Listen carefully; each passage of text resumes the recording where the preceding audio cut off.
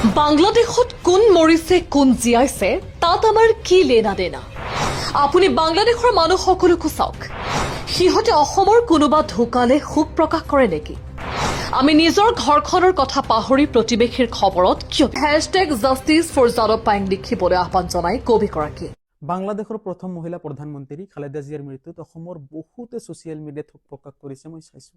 এতিয়া কথা হ'ল যে আমি প্ৰতিবেশীৰ খবৰ ৰখাৰ আগত নিজৰ ঘৰখনৰ খবৰটো অলপ ৰাখিব লাগে। আজি আমাৰ অসমত অৰণ্য মানৱ যাদৱ পায়েং ডাঙৰীয়াৰ মলাই কাঠনি নামৰ অৰণ্যখনত কোনোবা দুৰ্বৃত্তই জুই লগাই দিলে আৰু মই ছ'চিয়েল মিডিয়াত চাইছোঁ যিসকল মানুহে খালেদা জিয়াৰ মৃত্যুত শোক প্ৰকাশ কৰিছে তাৰ 1% মানুহৰ হাতত 2 মিনিট সময় নহ'ল নেকি যে আপোনালোকে যাদৱ পায়েং ডাঙৰীয়াৰ সপক্ষত দুটা লাইন লিখিব লাগে বা #জাষ্টিছ ফৰ যাদৱ পায়েং বুলি লিখিব লাগে। আজি চাওক খালেদা জিয়া তেখেতে 80 ইয়াৰ্ছ জীয়াইছে, যোনটো সাধাৰণ মানুহৰ লাইফ এক্সপেক্টেঞ্চিতকৈ বহুত বেছি। তেখেতে নেচাৰেল ফেনোমেননত গুচি গ'ল পৃথিৱীৰ পৰা। আপুনি বাংলাদেশৰ মানুহসকলকো চাওক, সিহঁতে আমাৰ অসমৰ কোনোবা ঢুকালে ইমান শোক প্ৰকাশ কৰে নেকি? ডেফিনেটলি নকৰে। দে আৰ বিজি উইথ দেমছেল্ফ। বাট আমি বিজি উইথ প্ৰতিবেশী। আগতে নিজৰ ঘৰখনৰ খবৰটো লওকচোন, তাৰপিছত যদি সময় বাছে প্ৰতিবেশীৰ কথা ভাবিব।